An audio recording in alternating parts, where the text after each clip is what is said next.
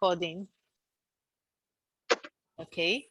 So the first topic, the first thing I have on the list of topics is someone had said something about I think it was when when they were about to propose, when Brother David was going to propose to Sister, I don't know how to call her name, so BFA or something like that. And then someone had made a comment about all these brothers and the way they behave, and someone else said that there's a difference between being religious and being spiritual. So I would like to hear your thoughts on that. Do you think there's a difference, and if yes, what's the difference between being religious and being spiritual? And most of us were born in homes that see going to church regularly as a religious activity or as a spiritual activity. But really, going to church regularly can become religiosity when you don't actually know what you are doing by going to church. That's why we get to a level where we have people that, first of all, revere their religious leaders rather than God himself, rather than Christ himself. So you see some people, like the common thing that happens is that maybe like Easter, or maybe like Christian, I'm talking from the point of view of a Christian. Like Easter or Christmas, you see some people that have not gone to church in the whole year, showing up for 31st night, or showing up for Christmas service, or showing up for the Easter service. And these are people that will not go back to church until such a time the next year. So they see it as a practice. It becomes a ritual.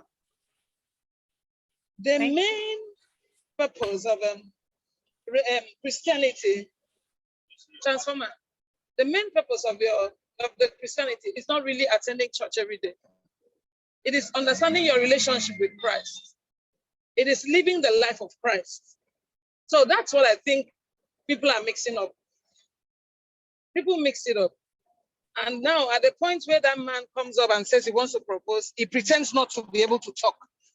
He pretends not to be able to understand what he wants to go and do inside that house. Having the pastor talk on his behalf. This guy has been acting up. As far as I'm concerned, that David in that story was never, Brother David as he was called, was never a real Christian. He was just somebody that was pursuing a religious career. So that's how I see it. Okay. Thank you so much for that perspective. I actually like it. I do believe that there is a difference between being religious and being spiritual. Being spiritual, I believe, has to do with your personal relationship with God. And I don't think religion in itself is a bad thing. Honestly, I just want to say, I believe that it's just that it's not sufficient. You have I see religion as a direction. Yeah. Religion is a direction, yes. So you have your relationship with God, that's you being spiritual. And then the religious doctrines and all kind of guide you and help you in your day-to-day living. Because many times we have to relate with other humans as well as all. But I don't even know if Brother David was truly religious either, because I think if he was even practicing the doctrines of his religion or faith, some people would say Christianity is not a religion, he would not have done some of the things that we've learned he did. Okay, so I'm moving on to the second question. It was about sharing your ATM pin with your spouse. What are your thoughts on that? Do you think? Depends on the relationship. Okay. Depends on the relationship. Like my husband knows if I carry his ATM pin, I will go there whenever I want. I'll do a lot of things that he may not quickly do on his own, which I see as right. So he wouldn't even leave me with the card for too long, except he knows I just want to go and collect. He knows as they do me now, they do him.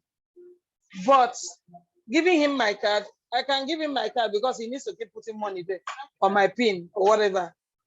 So, but most relationships do not allow such things because some of them don't treat each other. There's a line that should be drawn.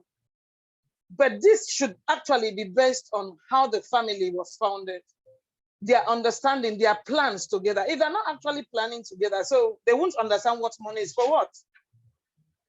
For instance, if I have a husband that is always like sending money to his family and then keeping us on a hold, on the wait for whatever we require, whenever I see his money, I'm going to use it and trash my problem. That's what I'm going to do. But if I have a husband that when he wants to send money to his family, he lets me know what money he's planning to send and how we are going to do. He wants to send money to my own family, the same thing. Not the one that keeps sending money to his family alone. So that already the relationship is bad. So you cannot keep his money and expect me not to take it and give it to my mother or even use it to do whatever I want in the house. Although some women get excessive, go to extremes in spending, some people are really materialistic. I think you should understand that. So they may take this money and do unnecessary things. So that's really a relationship decision. That's my thinking. Again, I actually agree with you on that. I think it depends on the spouse or the relationship or the marriage. My personal belief is that no two marriages are the same because people are different. It depends on the financial discipline of the partners and all. So some people, yeah, I always have the challenge with people just assuming that everyone must behave the same way. It depends on the spouse you're with. It depends on a lot of, we need a context. So if you're looking, for example, at the context of Sister Sobiefa and Brother David, I probably would have advised her that don't give him your ATM pin. Or if you had to give it to him at that point, immediately you can go and change it.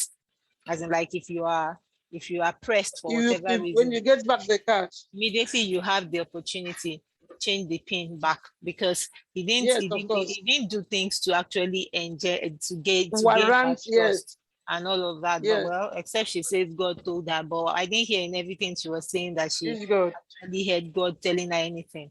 Anyway, it takes me to the third question. They say, we keep hearing no scriptural grounds for divorce, no scriptural grounds for divorce. I'd like you to talk to that. What are your thoughts about that? I have one daughter. And I had 3 sons before I had this daughter.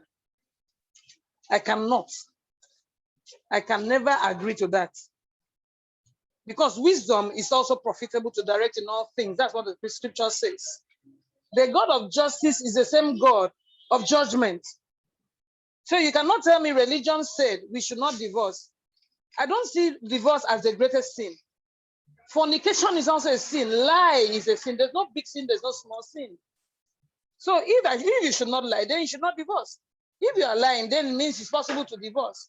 And then talking about divorce as a practice, people die in the process of staying instead of living. So why should I stay? I don't have a daughter to stay. I wouldn't advise anybody. So why I mentioned my daughter is because if I don't tell my daughter to do it, then I wouldn't tell any other person to do it. There are some women that say the children shouldn't come back home. I see it in movies. I've even seen it in real life where the mother insists that the daughters, there's no room for you, stay with your husband. Which husband? She's about to die. We see people die every day. On social media, we see this news every day. Somebody's here. So I see people die every day. I cannot see somebody that stays in such a relationship and not advise a person to go out. We see most of them when they leave, they become okay. They get back on their feet. So I would always prefer somebody leaves, gives room, you take some space and rest until the person until you're able to come back together if needs be. Thank you so much, sis. So for me, these are my thoughts. I think that I'm not going to be one to quickly advocate that get a divorce. But I think one thing that we have not quite explored well, particularly in this part, is the part of counseling. So if Sister Sobiefa had come to me, I probably would have asked her that they need to get separated for a while, and then maybe they can go for counseling. Let's see, because one challenge I typically have is that many times we don't dig deep to understand why abusers are the way they are. Because I think there's a lot to unpack. What made Brother David an abusive person. I think that's one thing that we don't take a lot of time to understand. So for me, I'm not quick to believe that someone is irredeemable. However, I understand the point of the fact that there's the issue of life. So I probably would recommend that both of them separate. I've read stories of people that said that they used to abuse their spouse, but they went for counseling. They got treatment per se, because sometimes the people that abuse because they have what they call it, maybe their father was an abuser as well, and that's the behavior that they have learned and normalized. So it's not a case of that he's just being a terrible person just because he's a terrible person. Sometimes, personally, I have done some things that have shocked me. That I'm like, I as a person, I can't believe that I as a person did that. So I'm not quick to throw abusers away and say, oh, they are irredeemable. However, I understand the point of people as in having getting the other spouse into a place of safety while we deal with whatever issues the abuser is dealing with.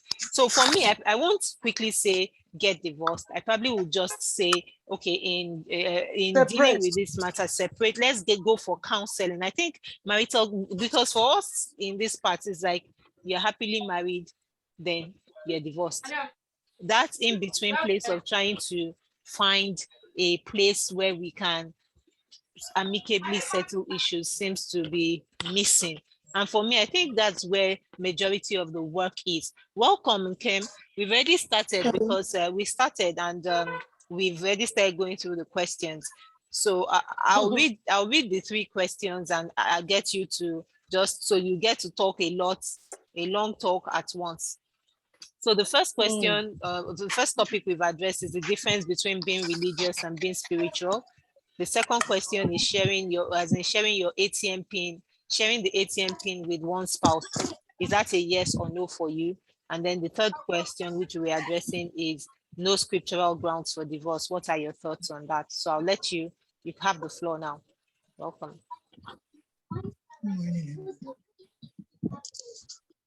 Good morning, everyone. Good morning, sis. Sorry for joining Good in late. morning. Good to have you.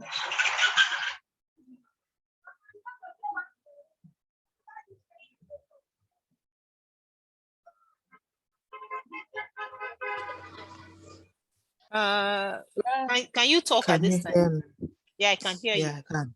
Okay, please go I ahead. can, but I wouldn't be able to speak as I usually normally do.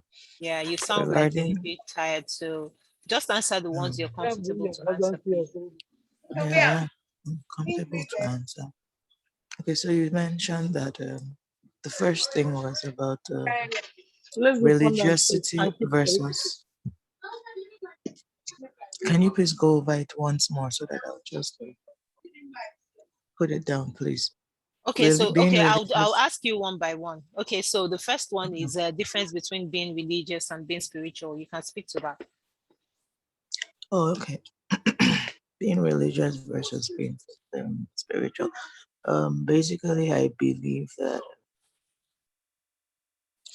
like Reverend Sam used to say, um, God gave us brains so that we would disturb Him a lot less. Meaning that there are things that we can do without having to pray about it. You know, you need to be um, realistic, like use your head basically. It's not everything that you need to be spiritual about. Some of these things are just religiosities, like we talk about all the time. Um, I would not, both of them can be mutually exclusive. There's really no basis for being religious, in quotes, when it comes to these very, very important situations, especially in relationships like marriage, a partnership, and all such very, very lifelong kind of relationships. I don't know if can anyone hear me? Okay, let me continue. So in relation to the story that we read, Sobefa, for somebody like me, I would not um I would not there's so many things that I would not put spirituality over sensibility, basically. Hello, can anyone hear me? I Yes, sis, seemed thanks. I can hear you. Sorry, I got a call. I'm sure you heard when I said oh hello. I'm sorry. I okay. had and it's an important call, so I had to get it. Okay, so let me move on to your second question. Thanks a lot for your answer. Then the second question, sharing your ATM pin with one spouse, is that a yes or no for you? Okay, in that regard, we sometimes the person it has to do with the person involved. The term spouse is like an umbrella term, it's a general term, and it's not all spouses that are prudent when it comes to spending. It's not all spouses, or the fact that the person is your husband, or the person is your spouse, or the person is your partner does not mean that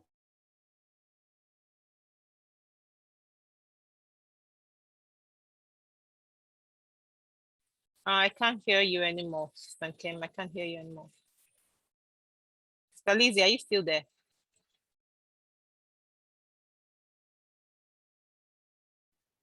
I'm still here. Okay. Can you hear me? Yes, I can hear you. So maybe we can continue. And when Stankem's audio comes back, she can continue with her part of the question. I guess when her audio is back. Please, Stankem, keep trying. And then once your audio is back, we will go back and continue with your answers. Okay, so I think she's gone out. She'll probably come in again. Okay, so the other thing I wanted to add regarding the divorce thing is that many times when we talk about it, it's usually like it's when a woman wants to get divorced that there's a lot of story and all. But when it seems like when because when you were going to even respond to Lizzie, you were like, I have one daughter, and it always seems as if it's only women that get divorced. But what of divorced men? We don't really get to hear a lot about them. We don't get them talking about God hates divorce or God does not hate divorce or anything. It seems like it's when it's the woman that has to take the action that there's a lot of drama. So, what are your thoughts around this? Really, you just said something that struck a chord. And it's because well, I really spoke based on Sister Sobe's experience. That's why I used my daughter. I Okay. wouldn't also let my son go through such things if there are challenges. For instance, I have a problem that's on the ground right now with my youngest brother who happens to be like a son to me. He's been trying to get married to a second girl and they're having challenges and they've not gone too far. They keep quarreling, they keep having to stay for 1 month, not talking and all of that. And yet he goes to the father-in-law calls him and he gives a date for the marriage, the wedding ceremonies and all of that. The girl said something. And if he's not talking to her, then she doesn't think the marriage should go ahead or preparation should begin until they are in the relationship is bounces back. Then whatever it is that is going on between the two of them, this is the simple truth. That girl just told. Here is my brother complaining bitterly as well. I don't advise anybody, male or female, to stay in an abusive relationship. Like you said, I really, really agree with what you said about just taking off some time, maybe go for counseling, staying apart because of life for some time, to stay safe for some time. But I don't advise anybody to stay in any abusive relationship. Because sometimes when I was growing up, there was a relationship I had that I almost strangled the guy one night. I was so bitter. He was busy sleeping. I thought of pressing and suffocating him. These are things that can not anything can inspire you, even the devil at that point in time because of bitterness. So I don't advise anybody for both sex, for both gender. It's not just for the girls, not just for women. Same thing with the men. Thank If you they so see they much. cannot cope. Thank you so much for sharing and all of that. And thanks for the real life examples as well, because, this sounds like a story, but it's some people's realities as well. Because, people get Yeah. saying, is this a true life story? It's a someone's story. Okay, so Yes. let's move on to the fourth question because of time.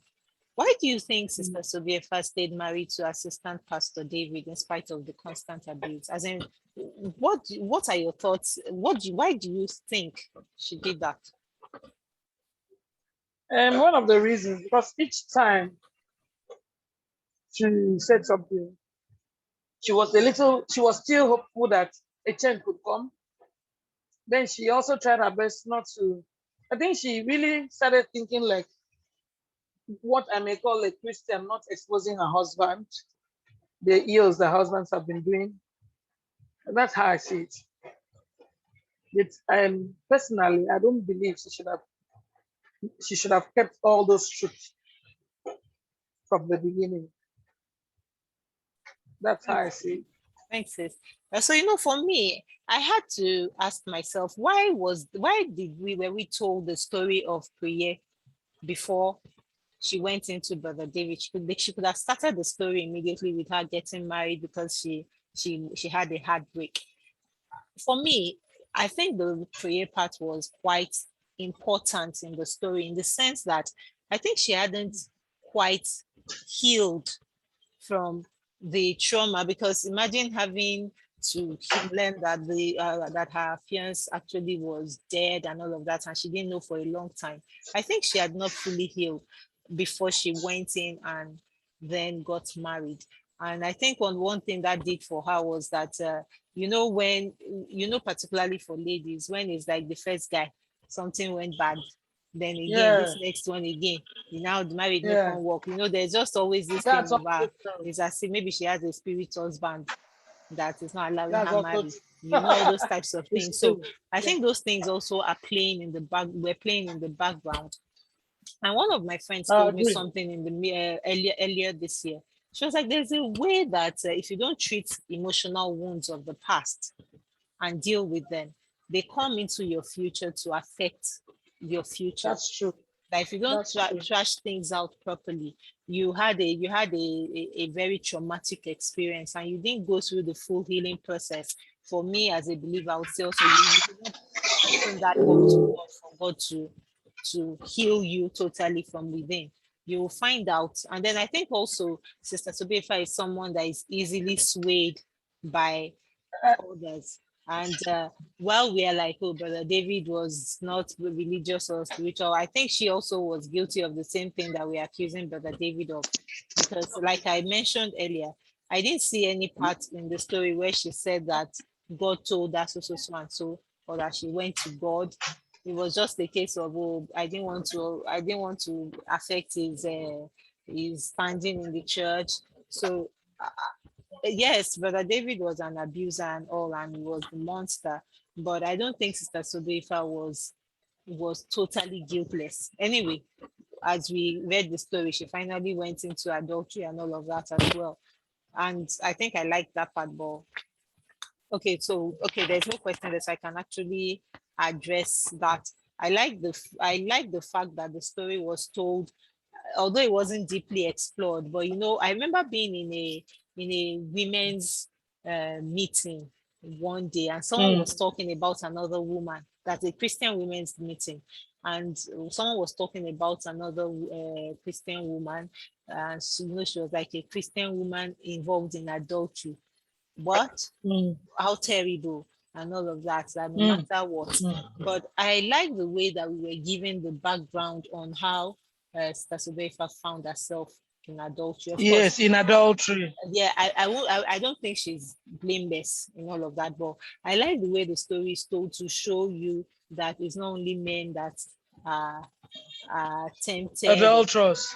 that are Mm. adulterous. And I think that if we begin to talk more about the women that are involved in adultery, of course, the table will be shattered. But Yes, we seem to be more focused on men being the adulterous ones. men. Yeah. Someone said that the reason why we don't know about women's adultery is that women can kill somebody and the person will not know. until inside the grave before we know that he's dead and all of that. And I think it's a theme that many more authors should explore, the issue of particularly Christian women in adultery. I think it's something that we have pushed. We just don't want that narrative because Christian women are supposed to be virtuous. Nobody wants to hear that there's a Christian woman that is adulterous. Talk much less of knowing why she got into it. So we will soon be logged out because this is the free zone. So I'm thinking perhaps we should just log out and log in again anyway, instead of waiting. Then we'll continue with the next set of questions. So I'll end this meeting, then I'll start it again. Okay. Yeah. Thank you. Yeah, thank you. So just give me 3 minutes, then try to join me.